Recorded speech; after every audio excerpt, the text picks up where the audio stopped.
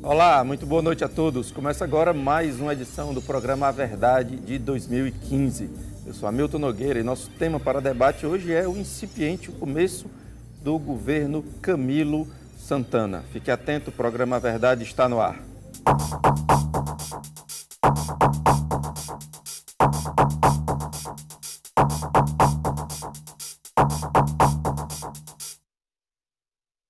Olá, estamos no ar. Lembrando sempre, você participa, prazer conversar com você, participa por meio do telefone 3486-1721 ou Twitter Hamilton Nog. Participe ao vivo nessa terça-feira, lembrando que às sextas e aos domingos, sempre a partir das 23 horas, você vai estar conferindo as nossas reprises. O nosso tema para debate hoje é o governo Camilo Santana, que ainda não completou 60 dias, mas já há várias características para que a gente converse a respeito. Bom, além de você que participa de casa, aqui conosco no estúdio estão Augusto Coelho, que é consultor político, Ricardo Moura, conosco também, jornalista e sociólogo, e o professor Tarcísio Pequeno, que é professor titular da Unifor de Inteligência Artificial. Quero mandar um abraço aqui no começo do programa para o seu Gentil, lá da Cidade dos Funcionários, que assiste o programa, está sempre conosco, o professor de odontologia da UFC, Mário Aurel, e o corretor de imóveis, Rodrigo Barroso. Senhores, prazer recebê-los, muito obrigado pela disponibilidade de estar aqui conosco mais uma vez, conversando agora sobre o governo Camilo Santana, incipiente com C, começando recentemente. Bom, já dá para fazer uma análise prévia aí do estilo do governador, ou esse período tão conturbado, até em função da seca e também da mensagem da mudança administrativa que ainda vai começar a tramitar, já dá para dizer alguma coisa, Augusto? Na verdade, a gente fala sempre 100 dias, não é? Certo. Quer dizer, todo governo que entra, ele tem aquela história dos 100 dias, e geralmente eu digo que chegam aos 6 meses, que é a lua de mel do governante com o povo. Geralmente é aí, inclusive, que se colocam os pacotes de maldade, né? Aquelas medidas piores, né? Para relembrar aí... Em seguimento ao conselho de Maquiavel, né? Se tiver de ruim, faça logo na tacada só. Só que no caso de um governo de continuidade e tão marcado pela, entre aspas, paternidade da eleição dele, feito pelo Cid, você começa a linkar ou querer fazer uma amálgama entre o governo que se findou com o governo que começou. O que causa desperta a noção de continuidade.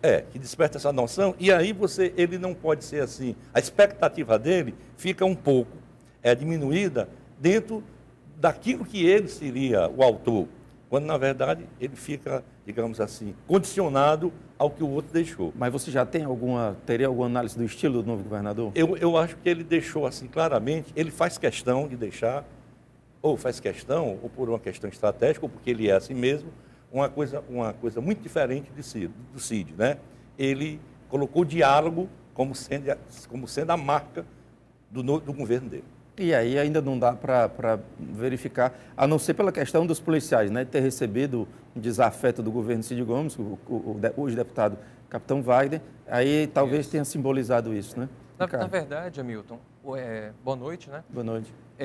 O governador Camilo, ele continua o trabalho do Cid e ele recebe uma herança do governo Cid que o obriga a reagir antes de agir, né? Eu destaco aí duas questões que vieram do governo Cid, né? Que não se resolveram, caíram no governo Camilo e ele vai ter que lidar com elas. A primeira foi a perda da refinaria, que foi um grande baque, né? Quer dizer, houve toda uma costura política, toda uma expectativa política da qual o ex-governador Cid se beneficiou. Quando o Camilo assume, né? Aquilo já se encerra, é um trunfo que ele perde, né? E a segunda questão que a gente tem aí foi essa polêmica da semana passada do Aquário, né? Na qual foi uma obra começada no governo Cid, a qual ele se vê diante de concluir essa obra, né? Quer dizer, mas aí tendo que acarretar uma série de ônus, não só econômicos, mas políticos, porque há uma série de questões sobre o valor da obra, sobre a necessidade da obra, e a qual ele fica refém no sentido de que ele não pode questionar, mesmo que ele, porventura, seja contra, mas eu creio que não jamais seja. Poderia ele manifestar. Pois é, que esse é o grande ônus que ele vai carregar por ser continuidade, porque ele nunca vai poder falar, criticar a gestão passada. Ele não começa do zero, né? Ele já começa de bônus e de ônus, né? E a gente vê agora depois do Carnaval, que o ano realmente politicamente começa, que ele se vê diante desses dois fatos herdados, né? E que a lua de mel dele está sendo conturbada, assim como a lua de mel do governo federal, que na verdade não se teve. Eu né? acho que o governo do estado é reduzido e do federal é reduzidíssimo, né? Só para dizer que o aquário foi inspiração do pai dele, Eudoro Santana, bem lembrado. ao Cid, né? Bem lembrado. Então, Professor Tarcísio, muito boa noite. Boa noite. O governo Camilo Santana tem cara de um governo petista? Bom, isso eu não sei dizer porque, sinceramente, eu não sei qual é a cara do governo petista, porque são tantos e tão variados os governos petistas que já usar de quase todas as caras. Então, assim, eu acho que é forçar um pouco um estereótipo achar que há uma cara de governo petista. Porque mesmo atualmente eu perguntaria, a Dilma tem a cara do governo petista? Quem é a cara do governo petista? Boa reflexão. Atualmente, né? O Jacques Wagner tem a cara. Quem é a cara do governo petista? Joaquim Levy não é, né? Definitivamente, né? Então não vou por aí. E na realidade, assim, fazendo uma consideração inicial sobre o governo Camilo Santana, eu sou até mais prudente e mais aberto a conceder aquilo que não é exatamente os 100 dias, mas que não é também uma lua de mel, porque eu acho que nem no plano estadual, nem no plano nacional está havendo essa lua de mel. Tão conturbada, e tão disputada, e tão renhidas foram realmente as eleições. De uma forma tal que não há assim, um vitorioso à larga, né, com um amplo apoio. Na realidade, ambos os níveis do governo estão assumindo, assim, sinceramente, embaixo de desafio e tiroteio. Na realidade, não é uma... Ninguém está pegando lua de mel, não é uma quadra fácil. Mas eu devo dizer que os que ganhamos ou os que perdemos a eleição com o Camilo, nós devemos, como cearense, dar a ele todo o crédito necessário para o governo dele. A minha postura, em particular, que foi dos que apoiou a eleição dele, mais que apoiar, como cidadão votando, eu até participei da feitura do programa, me envolvi na campanha. Então, as mesmas razões que eu tinha para ter acreditado que ele era realmente a melhor escolha para o Ceará, eu continuo tendo, para mim não mudou nada ainda, eu continuo tendo para dar todo o crédito para o período que vem para frente. Acho que essa é a postura do cearense, do republicano e cearense nesse momento. Mas dar o crédito e espaço. Tem um molho aí que é 2016, que embora nenhum governante goste de antecipar a pauta, porque embora se movimente para ela, não gosta de antecipar, mas a verdade é que 2016 já está na pauta, ou não? Eu me refiro, claro, à eleição para prefeito. Não, está na pauta muito fortemente, a gente vê isso, mas isso nos movimentos que a prefeitura realiza, né? Mas é claro que Mas a composição do secretariado do Camilo teve muito a ver com isso, né? Tem muito a ver com isso. Agora, sim, isso o governador não vai poder se preocupar com isso nesse momento, porque, primeiramente, ele vai ter que responder a sua pergunta. Ele vai ter que mostrar qual é o perfil dele.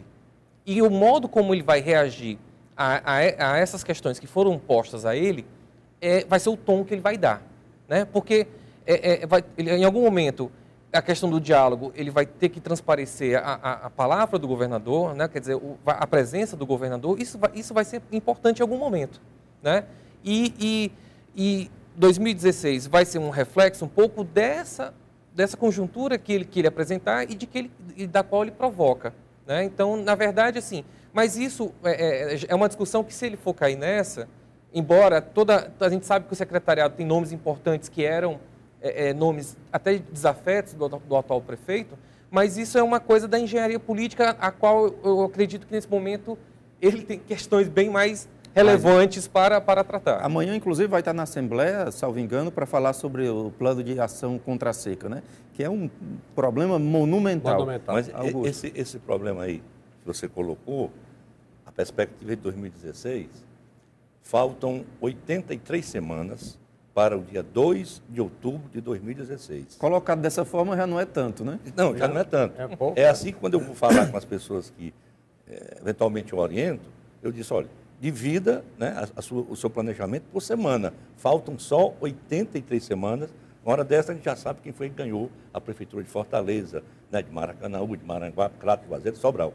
Então, isso é um aspecto. O outro aspecto que eu acho, que nesse momento também começa a botar-se um molho nessa questão, como é que fica a reforma política? Para tirar a reeleição, eles precisam fazer alguma coisa com os prefeitos que foram eleitos e têm direito à reeleição. Todos têm direito à reeleição constitucionalmente. Então, eles teriam que dar alguma prorrogação. Tendo que dar alguma prorrogação...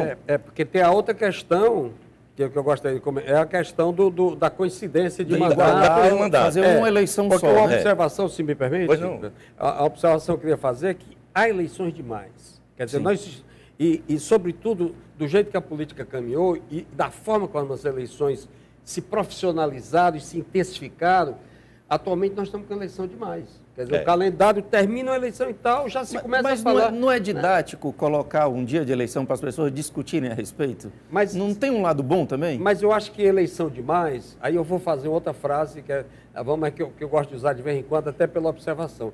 Política é uma coisa que acontece entre eleição e outra. E nesse momento você vai política. Durante a eleição não é política. Não é política. É uma guerra, é uma briga. A política é a coisa... Já precisa acalmar um pouco a eleição e leva um tempo para você fazer política. E com eleição de 2 em 2 anos, fica pouco tempo. E a gestão fica em terceiro plano, né? Fica em terceiro plano. Que é o que a gente mais precisa. Olha, se política você faz eleições, gestão, muito mais. Muito todavia mais. E que eu defendo, inclusive, eu, particularmente como cidadão e observador assim, do cenário político, eu acho que a coisa mais benéfica que aconteceria no Brasil era fazer essa prorrogação, tirava essa tensão das 83 semanas, você iria poder planejar mais o governo estadual, o governo federal e os governos municipais, e dentro de um cenário que é horrível. É seca aqui, seca no Sudeste, seca não sei aonde. É verdade. Todo mundo mandando conter despesa, não há dinheiro, há débito. Todos os prefeitos estão passando com débito. Então, essa prorrogação, talvez analisada pelo Congresso, que já está com a comissão especial que foi admitida, né, para poder a reforma política. E que hoje, inclusive, teve sessão especial no Senado Federal. Não, e isso que o Augusto lembrou é importante porque a gente entra num cenário, além dessas questões do passivo do ex-governador, você tem ainda a questão da crise hídrica, né? Da crise energética. E a crise econômica. E a crise econômica. Porque, veja você bem, tem uma redução nos gastos, você tem uma política de austeridade, quer dizer... é uma palavra temível para um governador que acaba de entrar no governo. Quem trabalha no cortar, serviço né? público ou já trabalhou, como é o meu caso, que trabalhei na Cefaz durante mais de uma década, sabe que 4 anos para implementar um grande projeto é pouco, passa rápido, né? É pouco. Então você imagina aí o Estado sem dinheiro para fazer a linha subterrânea do Metrofol. Há uma possibilidade muito grande de não conseguir fazer e aí ele vai arcar com todo o ônus, né? E nessa questão das crises, realmente, e que tem a ver com aquela falta de lua de mel, quer dizer, se for uma lua de mel, foi uma lua de mel assim no Iraque, em algum lugar que o pessoal escolheu mal. Lua de mel de liso, né? Fim de semana. Porque, veja bem, quer dizer, nós estamos num ambiente, de crise econômica, de crise hídrica e energética, de crise política, sendo que essa crise política, obviamente, é mais forte no âmbito nacional, mas não tem como não repercutir nos estados, né, e nos âmbitos. Então, nós estamos realmente começando uma quadra de uma aglomeração de crises. Se, como os chineses dizem, crise for oportunidade, então nós estamos com o governo aí cheio de oportunidade, porque eu nunca vi tanta crise. Como é que fica a movimentação de Eunício Oliveira para 2016 e 2018? Ele já começou, né? Ele já começou fazendo críticas, já está se pontuando, né? O Eunício é um que já está fazendo a contagem regressiva das 83 semanas, né? Porque para ele importa trazer essa discussão para o plano municipal. Mas ele sai para prefeito ou lança alguém? Eu creio que ele saia. Eu acho que a não ser que apareça aí alguém que seja alguém ao qual ele acha que seja mais viável, mas a votação dele em Fortaleza é expressiva, né? Que foi expressiva. Mais viável e confiável. Precisa ser Viável viável e confiável. para ser lançado. Né? Para ser lançado por ele. Augusto, concorda? Assim, ele tem que colocar isso, aliás, já vários colocaram, né? Nas cidades maiores já tem os candidatos. Agora, eu acho que a eleição, mesmo com um prazo tão exíguo, essa eleição aí, os nossos candidatos, há um fator que tem que ser levado em conta, né? É o atual prefeito Roberto Cláudio, que não, é um camarada competente, um cara inteligente, está conseguindo, ele saiu dos holofotes. Por um lado é ruim porque você sai da mídia, por outro lado você fica, né? Aquele come quieto, que vai comendo, trabalhando devagarinho. E, para minha surpresa, eu gosto muito de conversar, quando eu quero saber a opinião mais assim das pessoas, eu vou conversar com o pessoal mais, assim, mais humilde. O rapaz que limpa a piscina da minha casa, ele anda de bicicleta.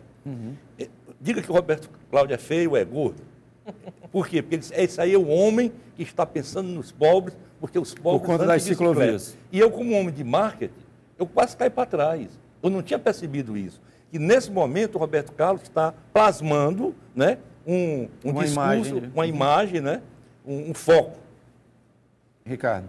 Não, é verdade, é verdade. E a conjuntura para 2016, ela ainda vai se plasmar, né? Quer dizer, para onde é que vai o PT? Né? Quer dizer, o PT vai ter candidato, o PT não vai ter candidato. O próprio PMDB, né? Quer dizer, eu queria só retomar para a questão estadual, essa discussão da prefeitura é muito interessante, mas só dizer que além das crises, o Camilo ainda não conta com algo que o Cid contava, que era o governo, era o segundo mandato do Lula e o primeiro mandato da Dilma. Então ele tinha um respaldo muito forte do governo federal. E hoje sem crise econômica. Sem crise econômica e sem crise política, né? Sem grandes rachaduras, né? Nós tivemos aí o mensalão, mas isso aí não chegou a afetar essa ascendência que o governo federal tinha. E hoje ele não tem mais como recorrer a esse, digamos assim, a esse suporte político que haveria do governo federal. Verdade. Pelo contrário, como no episódio da refinaria, pelo contrário, ele foi apanhado de calça curta pelo episódio. Ou seja, a tendência é mais que ele tenha ônus a pagar, né, dada a situação federal, do que o contrário. E essa questão da refinaria, eu acho que é um ponto que ele pode, aí entra a questão da crise da oportunidade, ele pode pegar esse revés que ele teve, ele pode reverter para ele.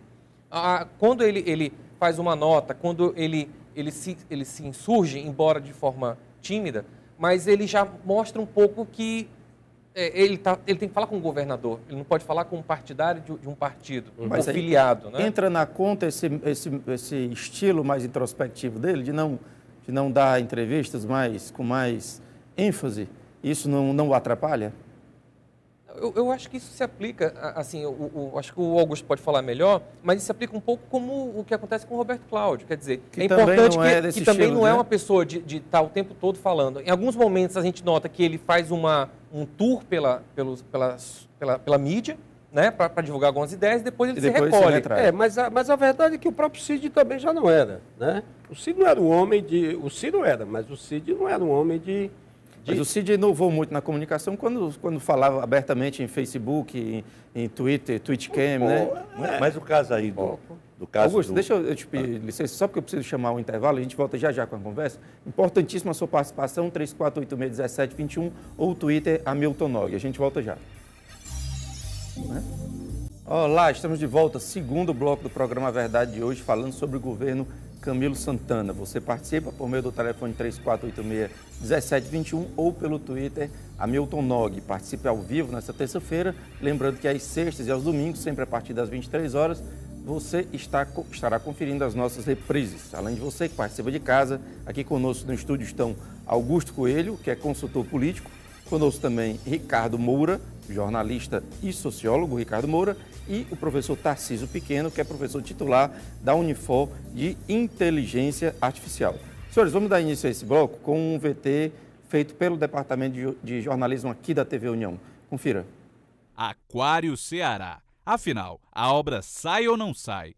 Mergulhada em polêmicas e orçada em 150 milhões de dólares, a estrutura começou a ser montada e o Estado gastou em média 125 milhões de reais. Porém, com o início da gestão Camilo Santana, o novo secretário de Turismo, Arialdo Pinho, teria mandado parar a intervenção, que só seria retomada, talvez, em 2017. O Estado, na virada do ano, ficou em débito com essa empresa, certo? Vocês sabem que a administração pública existe, a burocracia não foi pago em 2014 e ficou um débito para o ano de 2015. O resto a pagar. O fato é que o secretário Arialdo, vendo essa situação e não conseguindo compatibilizar, pediu essa paralisação, essa suspensão, o que, posteriormente, quando sentou novamente com a empresa, conseguiu chegar numa negociação, compatibilizar o pagamento e a obra não foi paralisada, continua. Mas a paralisação foi tema, inclusive, de discussão entre os deputados na Assembleia. Por isso, a cobrança da oposição com relação à obra não deve parar. 105 milhões provenientes de um empréstimo. O empréstimo até hoje não foi autorizado, mesmo assim o governo do estado fez repasses à empresa americana. Empresa essa que foi contratada sem licitação, sem haver decreto autorizativo de que ela trabalhasse em território nacional. O projeto foi feito sem licitação por intermédio da contratação de um escritório de arquitetura com um convênio com a Secretaria de Turismo. Há 8 investigações, há 8 processos judiciais e uma investigação criminal que nós desejamos que o Ministério Público desarquive. Foi uma investigação criminal arquivada. Em meio às discussões sobre o Aquário Ceará, o governo enviou para a Assembleia a proposta de reforma administrativa, que, mesmo sendo aprovada pela maioria da Casa, como está sendo previsto, só deve entrar em vigor em 2016. Eu considero que o governo enviou uma boa proposta de reforma administrativa, porque colocou a FUNSEMI lá na Secretaria de Recursos Hídricos, juntando quem faz a previsão da chuva com quem realiza a obra de combate à seca e quem gerencia os recursos hídricos do estado do Ceará. A reforma é chamada por parte da base aliada de pequeno ajuste. Porém, ela reformula diversos órgãos, colocando, por exemplo, o Detran e o Metrofor como responsabilidade da Secretaria das Cidades. A dúvida que ainda gera muita discussão é se haverá ou não aumento de gastos com as mudanças. Nós vamos aumentar em 6 secretarias, ele quer aumentar em 6 secretarias aqui no estado do Ceará. Isso é um absurdo, porque quando se aumenta a secretaria, aumenta custeio e, logicamente, empregos e principalmente os cabides de emprego para custear aí os acordos políticos feitos durante a campanha. A informação que eu tenho do governo é que não tem aumento de custo nenhum. Mas como nós vamos ter uma audiência pública, eu sempre prefiro que a gente possa aguardar a oportunidade do deputado Daniel apresentar os dados que ele tem, que comprove que aumenta os gastos. O governo apresenta os seus dados e aí nós podemos ter uma segurança. É isso aí. Bom, alguns recados aqui. Quero mandar um abraço para o professor historiador Joatan Freitas, que está conosco. A Jennifer Suzana, também conosco. André Luiz Ferraz e Haroldo Barbosa, jornalista, que diz, inclusive, aqui, professor Tarcísio, eu acho que o comentário é bom para o senhor, ele diz o seguinte: o líder do governo disse que o Aquário Ceará é tão importante quanto a construção de escolas. Aliás, nós convidamos o líder e o vice-líder, aqui, Evandro Leitão e Júlio César Filho, para que estivessem aqui conosco. Infelizmente, não puderam aceitar o convite. Fica aqui o registro. Professor Tarcísio, é tão importante? Olha, como nós estávamos conversando aqui, o aquário tem muitos aspectos e um dos aspectos a levar em conta é o custo. Realmente é uma obra cara, é uma obra cara para qualquer lugar e é especialmente cara para um estado como o Ceará. Por outro lado, ele bem conduzido, ele foi muito apresentado como equipamento turístico, inclusive foi tocada pela Secretaria de Turismo, o que talvez apresentar sobre esse lado singular de equipamento turístico, de mudar o padrão do trade turístico do estado, da atração do tipo de turismo, talvez não tenha sido feliz, porque certamente que um equipamento desse tipo, esse não é o único aspecto, e não é uma coisa para ser turista. Ele é um equipamento científico extremamente importante. Nós temos aqui na Universidade Federal, tem um laboratório de ciência do mar, tem o Labomar, tradicional, nós temos uma costa enorme, nós temos uma necessidade de desenvolver uma ciência da aquicultura, da maricultura, da pesca, de modernização. Por exemplo, o aquário, ele trabalhado no seio de um projeto de o que o senhor está dizendo é sair do viés meramente turístico unicamente para turístico, científico. Para científico, educacional, turístico, científico e educacional. E aí tem um aspecto educacional extremamente importante. Eu acho que se você considerar e trabalhar, inclusive captando recursos, em todos esses aspectos que são reais. Você torna mais viável o projeto. Você torna viável e você começa a tornar ele plenamente aceitável. Como eu disse, esse trabalho, quando nós estivemos na FUNCAP, nós chegamos a reunir um grupo do Labomar, de pesquisadores de ciência marinha, para trabalhar o aquário nessa dimensão, né? Porque é fundamental. Tanto ele demanda, como ele é um excelente, um enorme laboratório. Né? Eu queria colocar, professor, um outro aspecto aí, dentro dessa sua visão holística aí, panorâmica do aquário. Eu não entendi, foi o seguinte, no momento em que o Ceará estava atraindo grandes projetos, você tinha a siderúrgica já em pleno, né, realização, uma refinaria que era dada como certa, você tinha a ZPE, que estava acabando de ser, né, aprovada e já em processo de instalação. A energia lá do Eike Batista, aquela empresa energética, que também... Por que é que o aquário não entrou nesse contexto como um processo, juntando-se aos que você falou, de atração de investidores numa PPP? Em termos de apresentação para a população, teria sido Faltou mais fácil, essa né? competência de dizer o seguinte, olha, o Ceará, nesse momento, ele é uma possibilidade muito grande para grandes investimentos. E se tivesse feito um marketing legal em cima do aquário, na perspectiva de trazer investidores estrangeiros, como trazem, né, para os resorts e tal, o aquário hoje estaria viabilizado com recursos, né, de PPP. Bom, a gente viu hoje uma grande movimentação na Assembleia Legislativa a respeito de aquário e de segurança pública. Inclusive, há ameaça, talvez já com a quantidade, a essa altura, já com a quantidade de assinaturas necessárias para CPI da segurança pública e CPI do aquário. A pergunta que eu faço é a seguinte: o líder do governo, Evandro Leitão, está à altura de uma assembleia com uma esquerda de um discurso bem forte? Vocês acham que ele está aí adequado nessa defesa do governo? Eu não diria só esquerda, eu diria também uma certa direita também. Oposicionista, né? Oposicionista, muito hábil na sua articulação e nos seus questionamentos. Com uma intenção clara, né? Com uma intenção clara, né? Que não se furta até de se apresentar nesse sentido, né? Vai ser um aprendizado. Agora, assim, a gente analisando a base aliada, quer dizer, você também tem poucos nomes que poderiam estar ali como líderes, né? Quer dizer, quem a gente poderia pensar? Então, e também o líder, ele assume um ônus que muitas vezes alguns parlamentares não querem, né? A gente sabe que se você pega uma bancada, você tem ali 15, 20% dos parlamentares que realmente que movimentam a casa. E os outros preferem ficar um pouco ali mais na sombra, fazendo as suas gestões, né? E fazendo o seu trabalho ali à parte, né? Então, quer dizer, vai ser preciso que o Evandro Leitão, né, quer dizer, possa, nesse trabalho, nesse embate, né, quer dizer, se forjar como líder, né? E mais do que isso, vai ser importante que ele tenha uma coisa que é o respeito dos demais parlamentares pela figura dele. Né? E aí, quando se impor de fato como líder. Se impor como autoridade, não como autoritário, mas se impor como autoridade. Esse vai ser o grande desafio. Né? E dizer que ele vai ter preparado ou não, a gente vai ver agora nos próximos meses, e com essas CPIs, né? Se realmente saírem. Né? Mas eu acho que aí, por exemplo, quem são as pessoas que orientam o governador, né? Eu sei que um deles é o Eudoro, que é um cara muito competente, um cara que trabalhei com o Eudoro lá no INESP, no Instituto, na época eu era diretor da Assembleia. O seguinte, este será o grande momento do governador. Ele já fez um trabalho muito importante quando ele recebeu todos os deputados estaduais e deputados federais. Então, ele já sinalizou o seguinte: rapaz, você me pergunte. Né? Quer dizer, ele deu essa abertura.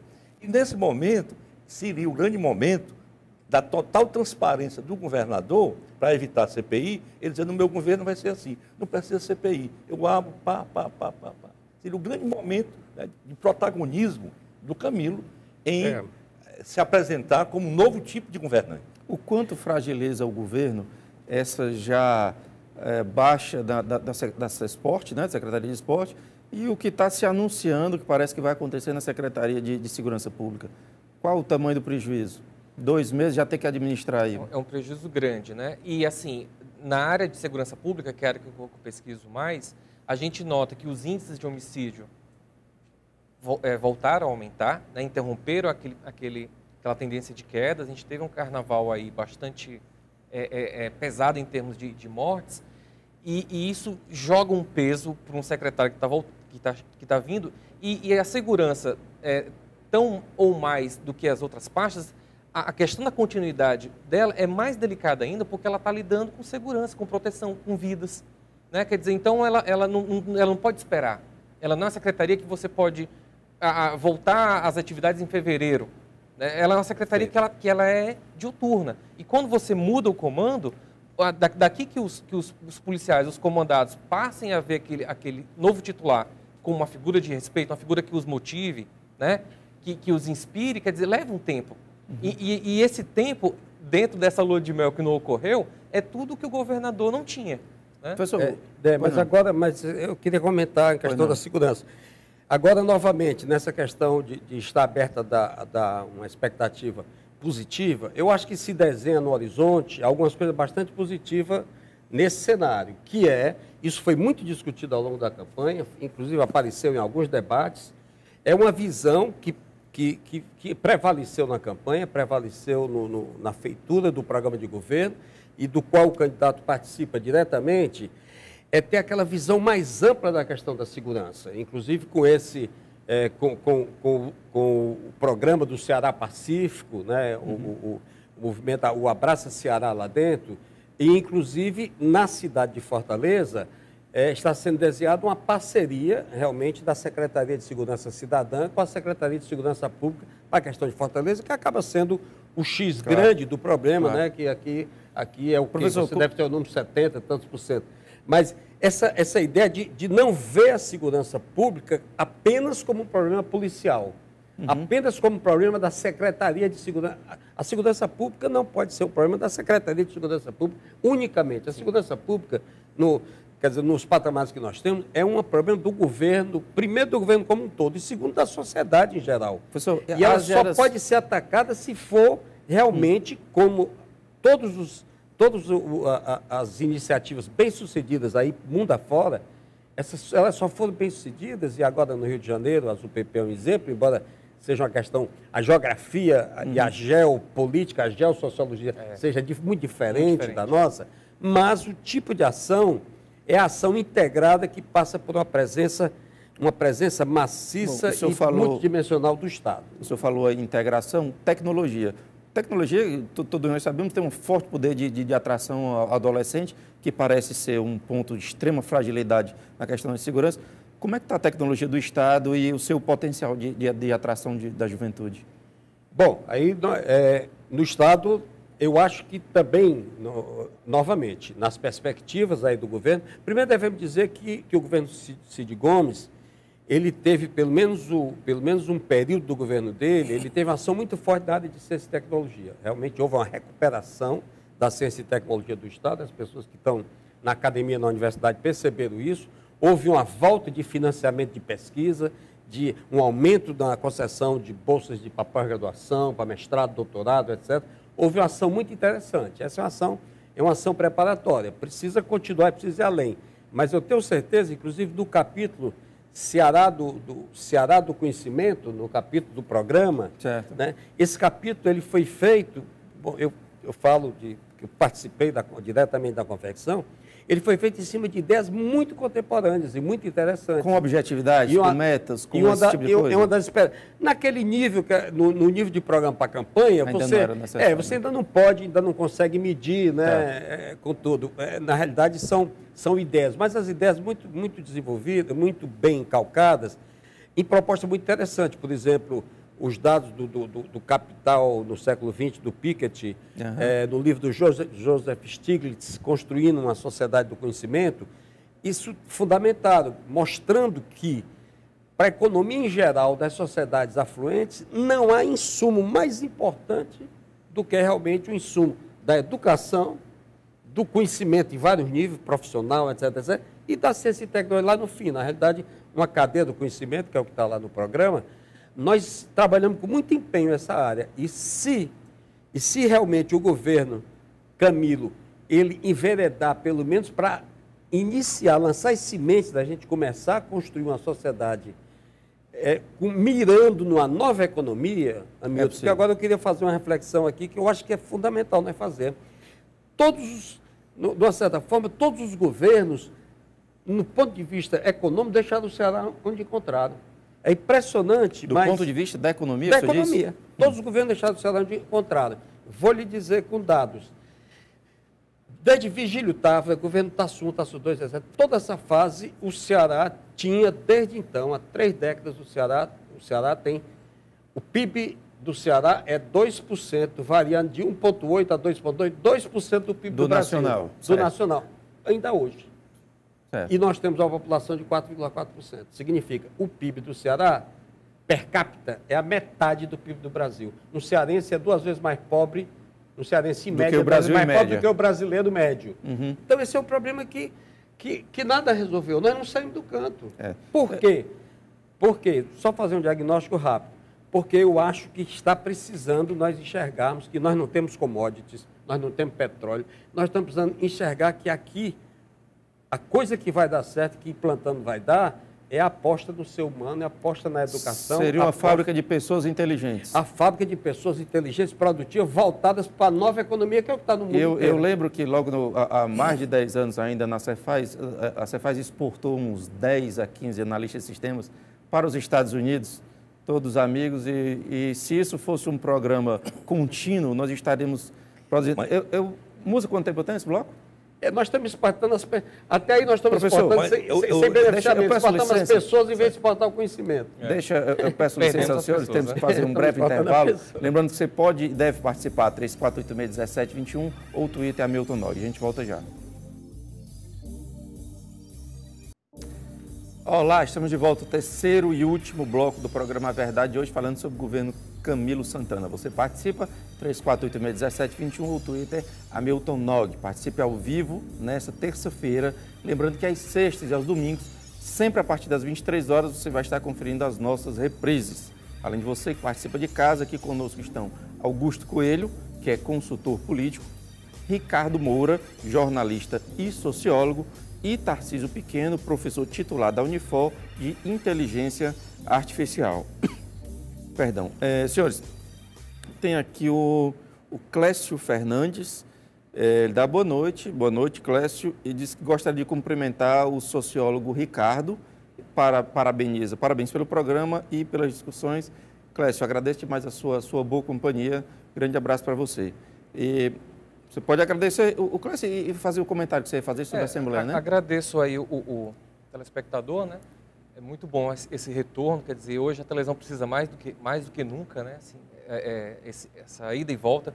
Agora, eu queria só fechar aquela minha reflexão sobre a Assembleia, porque, assim, historicamente, a gente vê que os nomes de maior peso eleitoral e maior peso político que se elegem para a Assembleia, eles são deslocados para as pastas, para as secretarias, para a gestão, eles são levados para a gestão. E isso ocorreu de forma tranquila, relativamente tranquila, politicamente falando, nesses últimos anos. Só que este ano foi feito do mesmo jeito, né? Mas a Assembleia, ao contrário das outras legislaturas, ela é mais arisca, ela é mais difícil. Então, quando se pergunta, o Evandro Leitão está à altura, na verdade, ele vai ter que estar, né? Por quê? Porque nomes de maior envergadura, de maior peso político que ele, estão ocupando outras tarefas dentro da gestão Camilo. E nomes tradicionais, conhecidos, que a gente sabe, não foram eleitos. A gente teve aí mais de 50% dos parlamentares renovados. Então, quer dizer, é uma Assembleia nova, é uma Assembleia diferente e talvez isso aí seja uma coisa que em algum momento o governador vai ter que se deparar e vai ter que ver, né? Meu líder está à altura, meu líder está dando conta do recado. Mas se emplacarem 2 CPIs, por exemplo, o Evandro Leitão já entra perdendo no jogo, né? Entra sob fluxo errado. E eu queria só, antes de passar a palavra aqui para o Augusto, quando o Augusto fala que o governador chama os deputados, conversa, isso é muito bom, mas há que se ter cuidado dele não ultrapassar a barreira entre os poderes, que a gente viu isso ocorrendo de certa forma. Que é muito comum, né? Na verdade acontece demais, né? É nisso aí, nesse aspecto, dessa relação poder executivo com o poder parlamentar, que eu acho que a reforma política pode ajudar muito. Uma das coisas que está tomando corpo é o seguinte: serão eleitos no Ceará os 22 mais votados para federal e os 46 mais votados para estadual. Eu acho que isso é muito importante do ponto de vista de que você realmente é o mais votado. E segundo ponto, você se elege deputado. Se você deixar de ser deputado, você deixa de ser deputado. Porque eu acho um absurdo. Eu acho que isso é uma coisa... esse que é o estelionato. Eu chego, saio pelo Ceará inteiro, dizendo, rapaz, eu quero ir para a Assembleia, bababá, bebê, bobobô, convenço todo mundo. E vai para uma pasta, chego lá, né? O cara diz, vem aqui ser secretário de esporte, vai dar chute no começo de partida, vai distribuir bola. Meu amigo, aquele pessoal que votou nesse cidadão, votou na perspectiva de que lá no fazer um trabalho de parlamento. De fazer um trabalho. E aí eu vejo agora a história do parlamento, que a deputada Silvana quer a utilização de bafômetros nos estádios do Ceará. Eu acho que deveria ter também, inclusive na entrada do Legislativo, se aprovarem algo. Mas futebol é uma cachaça, meu amigo. Isso não existe.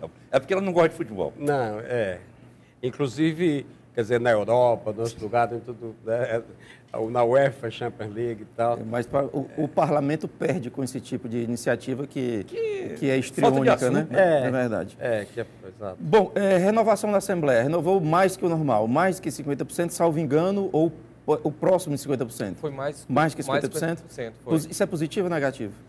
Isso aí é um retrato, primeiro, dessa ampla coligação que foi montada para as campanhas, né? Quer dizer, você tem representantes de partidos muito pequenos do ponto de vista da conjuntura política que se elegem porque a lei permite, né? Quer dizer, da sobra, né? Das sobras. Né? E aí você pega deputados que tiveram uma boa votação, uma votação expressiva, que não entram, né?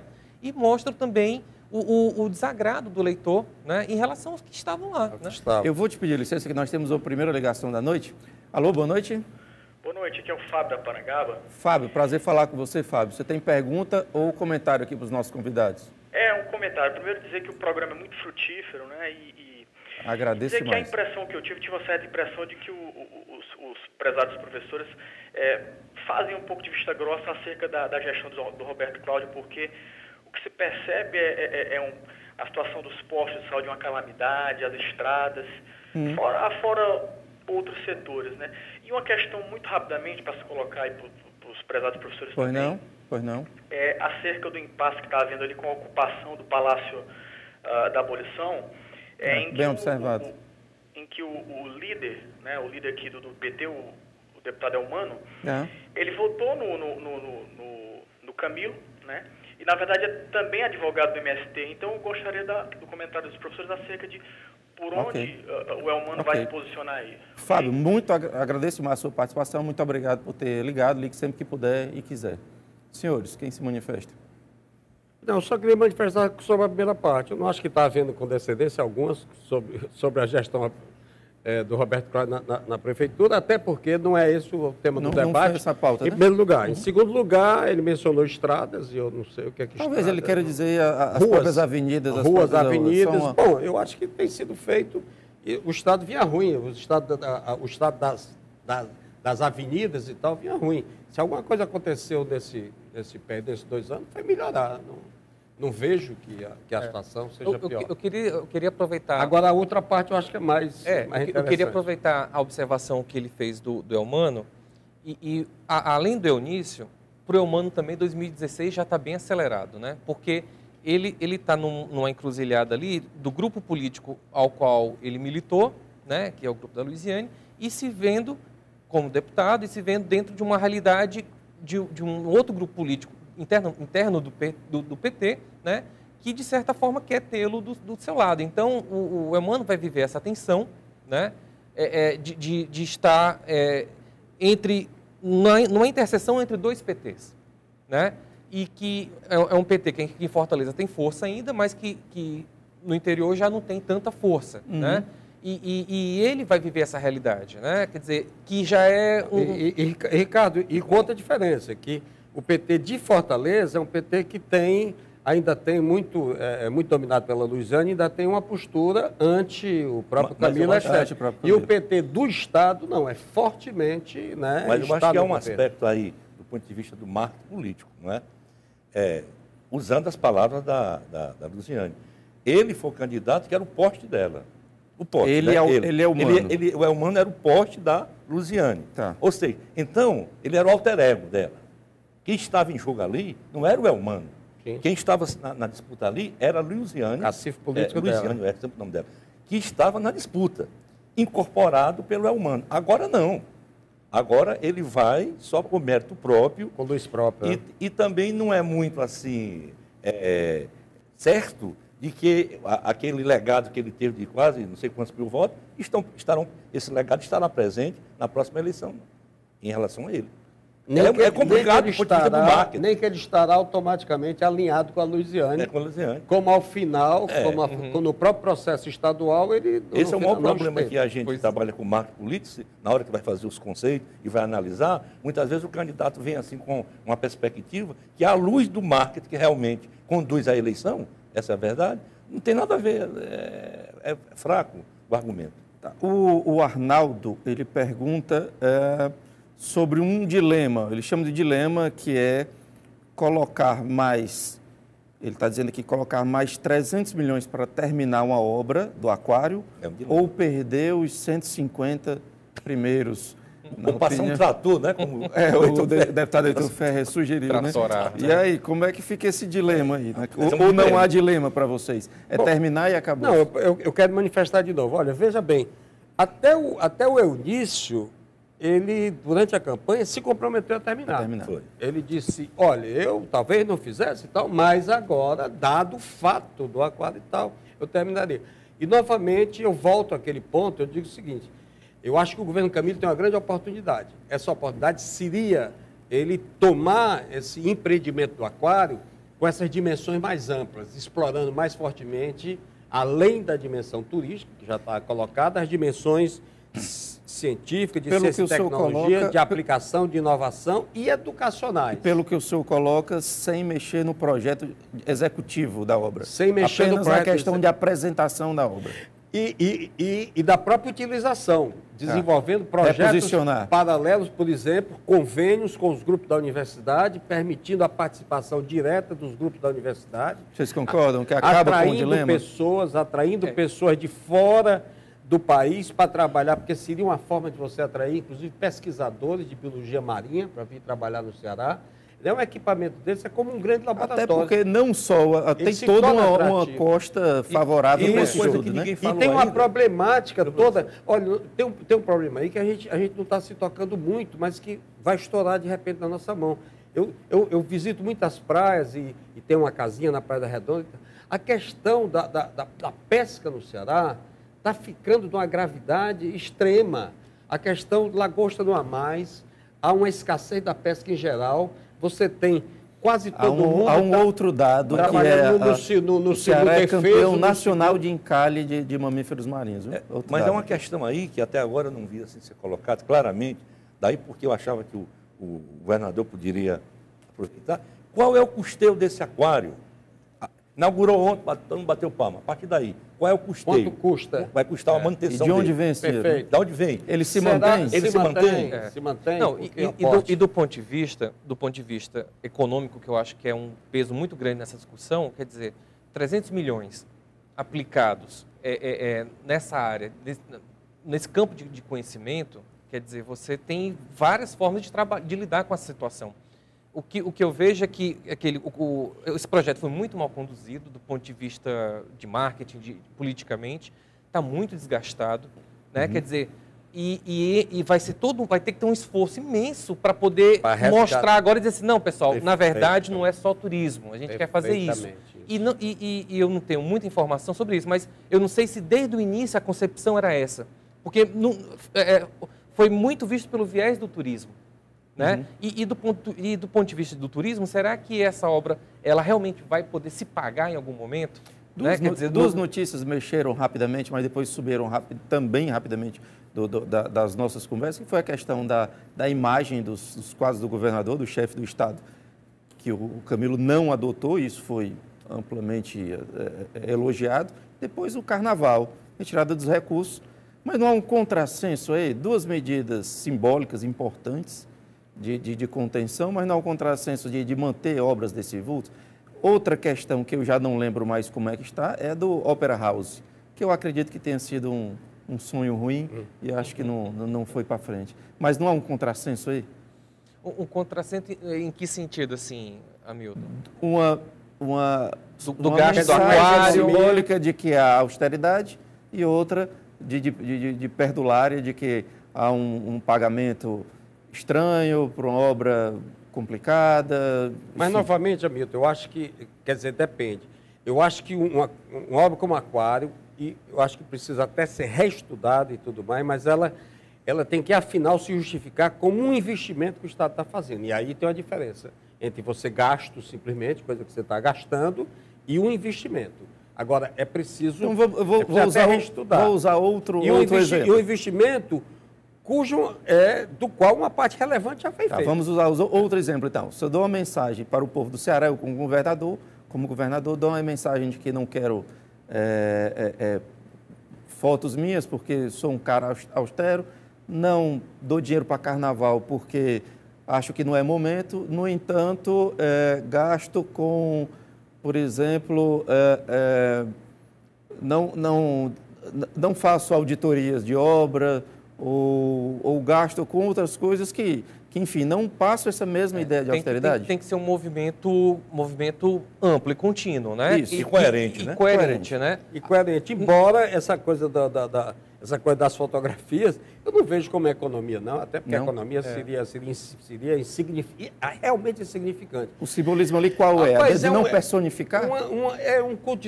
Primeiro, assim, é muito cafona. Eu acho que é até um sinal de modernidade da juventude dele. É muito cafona isso você não encontra nos lugares aí, umas coisas, a fotografia do cara, do governante em todo canto. Eu acho que, para começar, era cafona, e completamente dispensável. Eu acho que fica muito claro que o secretário e tal, a repartição está exercendo o poder em nome do governador, que foi realmente a pessoa eleita. Então, eu acho que é mais simbólico do que econômico. Augusto, rapidinho que a gente já tem que encerrar. Não, o que eu estou assim ficando perplexo é que nessa questão do aquário, o governo não tinha nenhuma visão do que fazer e para responder se para ou se continua. Ele não tinha nenhum estudo para poder se posicionar. Rápido. Bem rápido, por favor. Essa questão da austeridade me preocupa porque até que ponto se pode cortar sem estrangular, sem inviabilizar uma série de ações que o Estado tem que fazer, né? Porque os repasses do governo federal vão ser reduzidos, né? E como é que o Estado vai lidar com uma série de questões como saúde, educação, seca, nessa austeridade? Eu acho que é complicado a gente pensar nesse ponto. Assim. Pois não. Uma frase curtinha. Menos aqui, porque já é uma segunda instância. Mas na primeira instância do governo federal, eu quero dizer que a austeridade sou contra.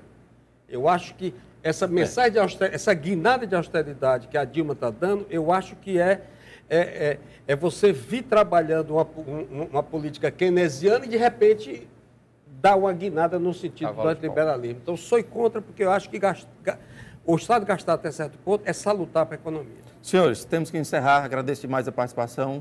20 segundos, não mais que isso, para a última participação de cada um. Augusto, por favor. Livres. Eu sempre jogo com a esperança e com a possibilidade. Eu acredito que vou apostar assim ainda na juventude e na vida do progresso do Camilo. Ricardo, por favor.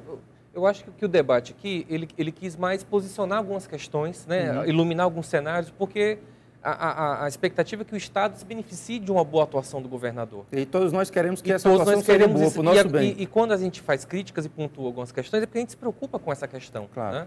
Embora essa noção da crítica, às vezes, seja muito mal vista. Exatamente.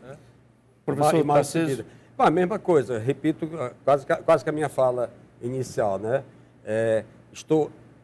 O crédito de confiança ao governo, do meu ponto de vista, está amplamente aberto. Senhores Tarcísio, Ricardo, Augusto, agradeço demais a participação dos senhores. Agradeço também o Adriano Silva, que aqui por finalzinho ainda mandou um Twitter, André Luiz, Clécio Fernandes, o professor Joatan Freitas e quase todos mais que participaram pelo Twitter ou telefone, tentaram ligar e não conseguiram, enfim. Terça-feira que vem a gente está de volta com mais A Verdade para você. Um grande abraço e tchau.